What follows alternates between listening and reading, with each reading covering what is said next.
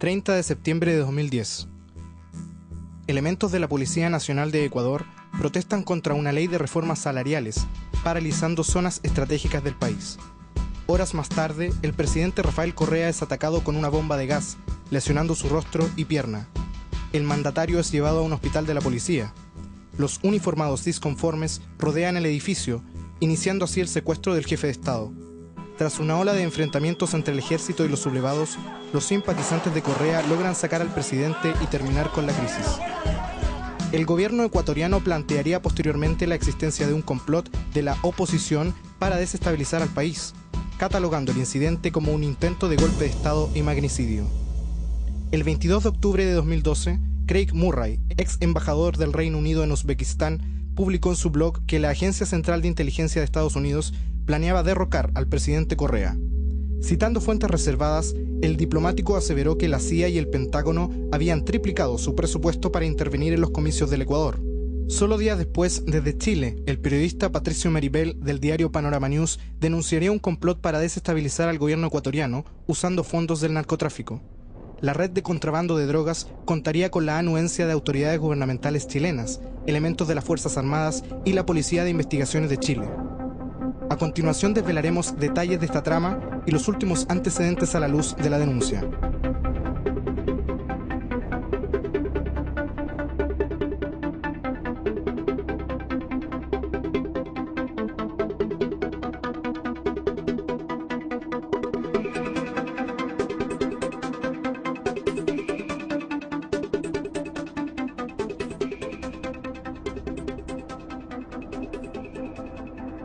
Evitar que ingrese droga a nuestro país, evitar que droga salga de nuestros puertos. Fernando Ulloa Castillo ejerció durante años como inspector de la Policía de Investigaciones de Chile. Su larga carrera le valió numerosos procedimientos exitosos en el área antinarcóticos hasta que su institución le dio la espalda.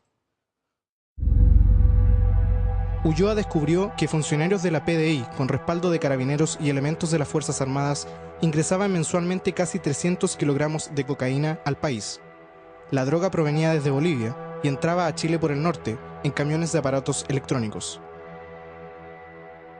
Fernando Ulloa, ex inspector de la Policía de Investigaciones de Chile. Cuénteme, ¿por qué razón usted y cuándo concurrió a La Moneda y quiénes lo acompañaron? Yo concurrí el día 10 de mayo del año 2011 con la diputada Mónica Salaquet y abogado Aldo Duque, una reunión con el señor Hinspeter. ¿Con el ministro del Interior, Rodrigo Hinspeter? Rodrigo Hinspeter. ¿Y en ese momento qué antecedente usted le entregó? Bueno, yo le entregué todos los antecedentes sobre el ingreso de grandes cantidades de clorhidrato de cocaína que ingresaban por el paso Colina. Bueno, yo mantenía toda la información referente a los vehículos en el cual venía la droga, cómo venía guardada, el vehículo donde vendrían funcionarios de la PDI que le vendrían prestando escolta. En mayo de 2011, al ver que sus superiores le impedían ejercer sus funciones para detener a los traficantes individualizados, Fernando Ulloa decidió recurrir a instancias mayores, solicitando una reunión con el entonces ministro del Interior, Rodrigo Hinspeter, en dependencias de La Moneda. ¿La reunión fue con el ministro del Interior, Rodrigo Hinspeter? Fue con el ministro del Interior, Rodrigo Hinspeter, mi persona, un funcionario vecino de Maipú y el abogado, el funcionario vecino de Maipú. Éramos 4 personas y esto siguió su curso a través del Ministerio Público. En la reunión, Hinspeter solicitó que Ulloa le entregase la carpeta con todos los antecedentes del caso y que no informara a la prensa sobre la reunión, dado que ello supuestamente afectaría a la imagen del país.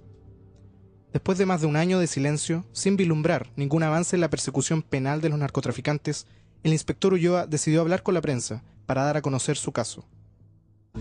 La droga ya ingresó, nosotros teníamos la hora y lugar que es el peaje Colina, donde nosotros íbamos a practicar la detención. Caso que no se pudo realizar por la oposición de los jefes de unidades y subjefes de unidades. ¿Cuáles unidades? De la unidad de la Vicrim Maipú, de la cual yo pertenecía en ese momento. Yo le doy a conocer la diligencia, todo lo que se va a tratar, y ellos me dicen, no, esta diligencia, si tú la haces, te va a pasar la cuenta, no la hagas porque hay involucrados funcionarios de la PDI. Hasta ahora, esta información que usted le entrega al ministro del Interior, hay una versión que indica que el ministro del Interior la entregó a la Fiscalía. Yo no sé si usted le siguió la pista a eso. Sí, mira, acá Patricio. está la carta en donde Nelson Caucoto Pereira, que es el abogado de Fernando, más Rubén Jerez, que es el abogado del Departamento de Derechos Humanos de la CUT, le manda una carta al ministro Hinspeter pidiéndole que devuelva la carpeta investigativa. porque el ministro se queda con la carpeta investigativa, se la pasa al fiscal Peña. Y el fiscal Peña se la entrega a Sabás Chaguán. Aquí estamos hablando, yo lo hablo de un triunvirato a la corrupción. Perdón, pero entonces, ahí donde llega el punto, ¿llega al fiscal nacional Sabás Chaguán? Así es. O sea, él no le encarga nada, a nadie. Nada. ¿Eso les consta a ustedes que no yo esté en ninguna fiscalía? Tengo fuentes internas de la Fiscalía Nacional que me dicen que él no hizo absolutamente nada. 3 de noviembre de 2012. Una fuente de la Agencia Nacional de Inteligencia revelaría al periodista Patricio Meri que el tráfico denunciado por Ulloa correspondería a una maniobra extranjera, altamente sensible, coordinada por las estaciones de la CIA y la DEA en Chile. El objeto del plan era recaudar fondos para financiar operaciones encubiertas de la CIA en el extranjero, siendo una de ellas la más urgente, la destitución del presidente de Ecuador, Rafael Correa. El plan se fundamenta mayormente en las políticas antiestadounidenses del presidente Correa, tales como el cierre de la base militar de Manta y el asilo otorgado al fundador de Wikileaks, Julian Assange. En una entrevista con medios internacionales, Meri amplió su denuncia implicando elementos de las Fuerzas Armadas en el tráfico de drogas. La Armada chilena, de permanente tradición golpista, se ha beneficiado de estos contactos con la Embajada Americana, quien le envía asesores militares que imparten instrucción en técnicas de tortura y de guerra interna dentro de las unidades de la Infantería Marina y de Inteligencia. El financiamiento es el tráfico de droga. En enero de 2013, el periodista viajó hasta Ecuador y se reunió por más de 2 horas con el canciller Ricardo Patiño, a quien entregó videos, audios y documentos que acreditarían la existencia de un complot para deponer al presidente Correa. Pude ver algunos videos que él había, de filmaciones, de grabaciones que él había hecho a determinados miembros de las fuerzas policiales en Chile, o ex miembros de las fuerzas policiales, y lo que se revelaba ahí sí era muy grave. En primer lugar, de la aceptación de permitir el ingreso de droga a través de las fronteras, y en segundo lugar de hablar de realmente la utilización de esos recursos para generar procesos de desestabilización, y particularmente le preguntaban a alguna persona y lo decía así, particularmente para el caso del Ecuador. Meri reveló una serie de nombres involucrados en la red de contrabando de estupefacientes, vinculados estrechamente con la CIA en Chile. Estos son Luis Carreño Lón, actual prefecto de Arica y Parinacota, y ex jefe del Departamento V de Asuntos Internos de la PDI. Luego de la destitución irregular del inspector Ulloa, Carreño fue trasladado al norte del país, en una zona estratégica para el narcotráfico. De acuerdo al periodista Patricio Meri, Carreño actualmente coordina el tráfico de drogas de la CIA en Chile. El ex oficial naval Jesús Sáez Luna, antiguo capitán de fragata descrito como capo de la mafia por medios chilenos. Sáez Luna fue detenido en septiembre de 2012, luego de escapar misteriosamente de un penal naval. El diario La Segunda describe a Sáez Luna como el mayor traficante de drogas de Viña del Mar, con redes en Santiago y la región del Biobío. El ex oficial naval, apodado El Marino, operaba con tácticas de inteligencia. Se le permitió que se fugara a la prisión Silva Palma la Armada. Hoy está en prisión preventiva, una unidad civil en donde amenaza a hablar sobre las operaciones que denunciamos. El ex oficial del ejército José Miguel Pizarro Ovalle, conocido por reclutar mercenarios de las fuerzas policiales y militares chilenas para Blackwater, prestando servicios en Irak y Afganistán. La empresa Red Táctica de Pizarro tiene entre sus colaboradores a Hernán Brady Maquiavelo, hijo del ex ministro de Defensa de Pinochet. The man who has been working for Blackwater in Latin America is a guy named José Miguel Pizarro, and he's a dual citizen of the U.S. and Chile. And Mr. Pizarro grew up in Pinochet's Chile with dreams of serving in the Chilean military, and he's a major defender of Augusto Pinochet. So he left the Chilean military, joined the U.S. military, and worked as a translator for U.S. Southern Command. Pizarro goes down to Chile, begins talking to people, former military people, etc. He puts an ad in the paper, is inundated with applications from former Special Forces, Chilean forces, and they set up a camp where they begin evaluating. He says, we weren't training, we were evaluating soldiers, and they used dummy rifles, etc., in rural Chile. He says that he provided some 750 Chilean forces to Blackwater and other private military firms operating in Iraq. Según un documento de la ONU sobre grupos paramilitares privados, Pizarro continuaba con sus actividades ilícitas en 2008, robando explosivos militares del ejército para domesticar a perros en detección de bombas y entrenando a paramilitares clandestinos con rifles AK-47 y M16. José Miguel Pizarro Ovalle, ex oficial del Ejército de Chile, que actualmente es indicado como agente de la CIA en nuestro país, que tiene vínculos con las Fuerzas Armadas ecuatorianas. el funcionario de la Embajada de Estados Unidos en Santiago, Stanley Stoy. Ejerciendo como jefe del FBI en Chile en 2010, Stoy protagonizó un escándalo cuando el joven pakistaní Saif Khan fue acusado de tener trazas de explosivos militares en sus pertenencias mientras visitaba el consulado. Según consta en declaraciones judiciales, Stanley Stoy fue quien dio la orden al subcomisario Sergio Leal Villarroel de la PDI para allanar ilegalmente la habitación de Saif Khan mientras este aún se encontraba retenido en la embajada. Hay una cosa no contada ahí, si es que acaso la embajada de Estados Unidos llama a una policía o anuncia de que ha detectado algo, automáticamente se genera toda una tremenda cadena de eventos que hacen que las principales autoridades de la seguridad planteen opciones específicas de delito. Yo te nombro Stanley Stoy. Stanley Stoy es un agente que la misma embajada norteamericana reconoce que era agente del FBI y que él arma un montaje contra un joven pakistaní que se llama Saif Khan. A Saif Khan lo meten en la embajada norteamericana y después lo acusan de ser miembro de Al-Qaeda. A los 20 minutos, a la media hora, aparece Rodrigo Hinspeter y dice que él es miembro de Al-Qaeda, que él está seguro que es miembro de Al-Qaeda. Posteriormente se descubre que no tiene nada que ver en este circuito internacional, un montaje. Después del bochornoso episodio alimentado por las teorías del ministro Hinspeter, Stoy abandonó rápidamente el país junto al entonces embajador Paul Simmons y el cónsul William Whitaker. Sumándose a estos datos, el periodista Patricio Meri agregó que existen a lo menos 2 muertes vinculadas al encubrimiento de la red de narcotráfico en el pasado. Una de ellas corresponde al misterioso fallecimiento del conscripto Fabián Vega Yáñez, encontrado colgado bajo un puente en la ciudad de Calama en junio de 2005. Aunque funcionarios del ejército dijeron que se trataba de un suicidio, la autopsia corroboraría más tarde que Vega fue asesinado de un golpe al esternón. Un año después de la muerte, el senador José Antonio Gómez y el diputado Marcos Espinosa presentaron una querella formal contra quienes resultaran responsables por el delito de asociación ilícita y tráfico de drogas al interior del Regimiento Reforzado número 1 Topáter de Calama.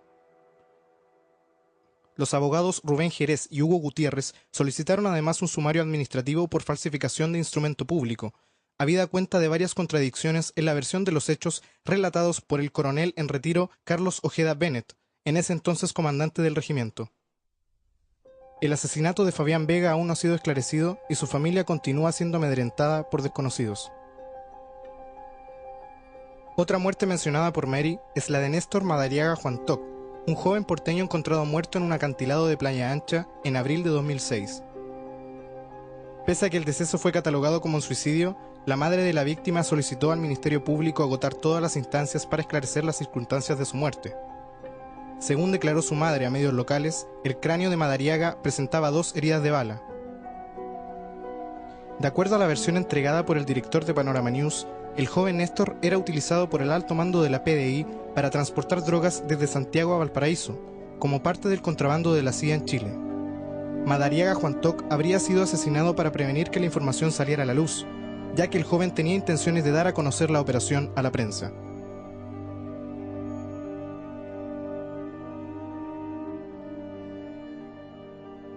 Las vinculaciones históricas entre la CIA y las Fuerzas Armadas de Chile son de conocimiento público, especialmente con lo visto durante el proceso del golpe de Estado que terminó derrocando al presidente Salvador Allende en 1973. Es más, esta no es la primera vez que la CIA ha sido vinculada al narcotráfico en nuestro país. En 1993, Iván Barandaika, conocido en Chile bajo el nombre de Trinidad Moreno, sorprendió a la prensa cuando sostuvo que Marco Antonio Pinochet, hijo del general Augusto Pinochet, había participado junto a él en un enorme negocio de drogas que contaba con el respaldo de la CNI durante la década de los 80. Barandaika había viajado a Chile luego de servir en la Marina estadounidense y trabajar con la CIA en Centroamérica durante el llamado escándalo de Irán-Contras. El problema Irán-Contra. Para eludir los controles del Congreso, de las instituciones de Estados Unidos, el coronel Oliver North lo que organizó fue una venta ilegal de armas a Irán para que con ese dinero se financiaran los contras, la contrarrevolución en Nicaragua. En el referido escándalo, Barandaika ayudó a la CIA a contrabandear armas para la contrarrevolución nicaragüense, a cambio de enormes toneladas de cocaína que luego eran distribuidas en los Estados Unidos. For the past several years, the Reagan administration has been involved in an expensive, sophisticated, highly publicized campaign to stamp out drug smuggling.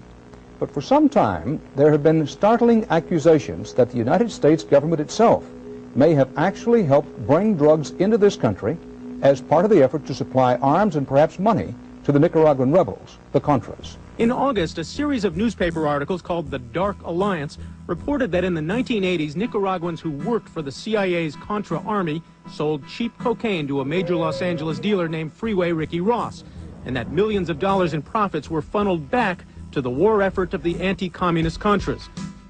Los conocimientos de Barandaica captaron la atención de Álvaro Corbalán y un conocido empresario sirio de nombre Edgardo Batich, quienes aceptaron la asistencia del ex marín. Por primera vez en formato digital, mostraremos fragmentos de una entrevista conducida por el periodista Francisco Martorell al ciudadano estadounidense en 1993, en el marco de su extradición a Estados Unidos por delitos relacionados con el narcotráfico. Mi nombre de nacimiento es Franklin Ayman Barandaica y el nombre asumido, para esos propósitos es asumido, pero con el cual yo ingresé a Chile y ingresé legalmente a Chile y obtuve mi residencia permanente, es Trinidad Moreno. Nunca he usado en Chile otro nombre que no sea Trinidad Moreno. ¿Quiénes fueron los que lo contactaron a usted en Chile para que le solucionaran los problemas? Personal de la CNI. ¿Se acuerda con una charla? Tuve la oportunidad de llegar a conversar con una persona muy en específico y era con Álvaro. Tuve después la oportunidad de conocer ahí mismo, en el mismo sistema, a otras personas que estaban involucradas y cargaban camiones de aquí hacia Bolivia, hacia Perú, y se vendían productos químicos que eran utilizados para el proceso de cocaína. Y muchos de esos productos salieron del laboratorio químico del ejército en Talagante. Desarrollé actividades que son de importancia dentro del narcotráfico, sabiendo de que a este país se ingresaba gran cantidad de cocaína por intermedio de Batich Moros en los motores que venían procedentes de Brasil y que paraban en diferentes lugares y se llenaban con cocaína que se traía a este país para luego ser exportada. La única persona que yo conozco que estaba directamente involucrada con esas operaciones venía a Batich Moros. Estaba en el paradero número 18 de la Gran Avenida. ¿Y Álvaro Corbalán tenía que ver? No sé, Álvaro Corbalán era, en realidad, Edgardo Batich era la mano derecha de Álvaro Corbalán. Las reuniones se celebraban en FAMAE, en los campos de jugar tenis de FAMAE. Y estuve reunido con 5 personas ahí. Pero cuando la conversación se dio inicio a la conversación real, Álvaro se retiró. ¿Algún familiar de Augusto Pinochet estaría metido o involucrado en alguna de estas operaciones? Bueno, más tarde aprendí de que Batich Moros pasó a ser Chilena Motors y de que en realidad los socios de eso eran Edgardo Batich y el hijo mayor del general Pinochet. Tuve la oportunidad en muchas ocasiones de conocer al hijo del expresidente Pinochet. Lo conocí en Estados Unidos, en la ciudad de Los Ángeles, California, donde tenían compañías de exportaciones, donde estaban moviendo grandes capitales. Lo conozco, he sabido, es socio de Edgardo Batich en Chilena Motores. Pero si él es socio, y si ellos son socios, y si ellos están dentro del mismo sistema, y si ellos están coordinando y se están movilizando, es totalmente infactible decir que el uno no sabe las operaciones del otro. Si Edgardo Batich está involucrado en el negocio del narcotráfico, como me consta, y con los grandes socios que tiene, es totalmente imposible decir que la otra persona no tenía conocimiento. 25 de enero de 2013. La opinión pública de Chile ha mantenido el caso del inspector Ulloa en el más estricto silencio. Fernando Ulloa ha sido víctima de amedrentamientos y seguimientos por parte de funcionarios de la VIP, la Brigada de Inteligencia de Policías Especiales de la PDI. Esta situación llevó al detective a buscar refugio en la Embajada de Ecuador en Chile, donde se mantiene hasta la actualidad en requerimiento de un asilo político para garantizar su seguridad. Mi nombre es Fernando Ulloa, ex inspector de la Policía de Investigaciones de Chile, y en este momento estoy pidiendo asilo político en la Embajada de Ecuador porque temo por mi vida y por los antecedentes que manejo sobre tráfico a nivel de gobierno de Chile, tráfico a nivel internacional y en la Policía de Investigaciones de Chile. En este momento yo mantengo antecedentes sobre narcotráfico para desarticular y asesinar al presidente de Ecuador por la CIA. A su vez, toda esa información la canaliza el periodista Patricio Meri, el cual la hará entregar directamente al gobierno ecuatoriano. Los ministros de Relaciones Exteriores de Chile y de Ecuador no pudieron eludir la noticia dada a conocer hoy acerca de un ciudadano chileno que estaría refugiado en la embajada ecuatoriana pidiendo asilo político. Durante la tarde se conoció la solicitud de asilo político de un ciudadano chileno en la Embajada de Ecuador. Fernando Ulloa Castillo fue dado de baja de la Policía de Investigaciones tras denunciar a los altos mandos y al entonces ministro del Interior Rodrigo Ginspeter de liderar una red de protección de narcotraficantes. ¿Cómo podemos ubicar al señor Fernando Ulloa Castillo aquí? Pero ya le dijeron. ¿Y él en qué condición se encuentra aquí en la Embajada? Está muy bien aquí.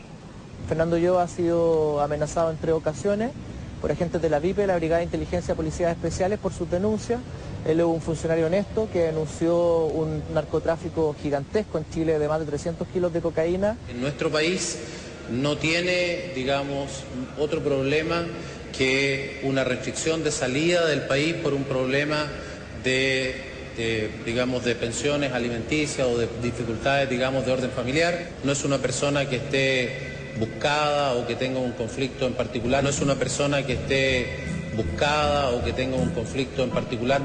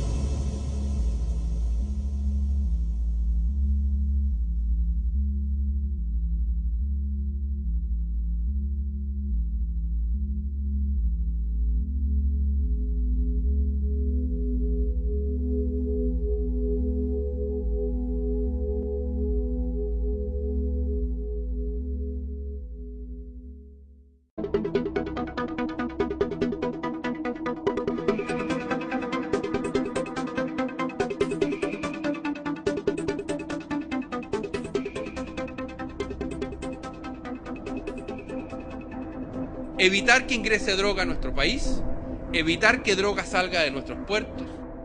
Fernando Ulloa Castillo ejerció durante años como inspector de la Policía de Investigaciones de Chile.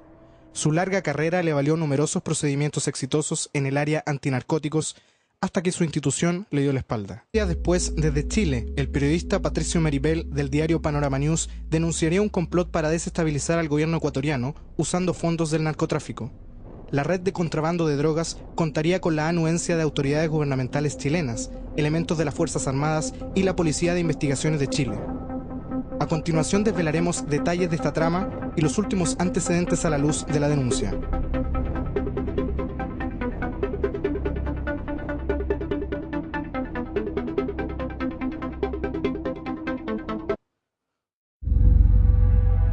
Ulloa descubrió que funcionarios de la PDI, con respaldo de carabineros y elementos de las Fuerzas Armadas, ingresaban mensualmente casi 300 kilogramos de cocaína al país. La droga provenía desde Bolivia y entraba a Chile por el norte, en camiones de aparatos electrónicos. Fernando Ulloa, ex inspector de la Policía de Investigaciones de Chile. Cuénteme, ¿por qué razón usted y cuándo concurrió a La Moneda y quiénes lo acompañaron? Yo concurrí el día de la crisis.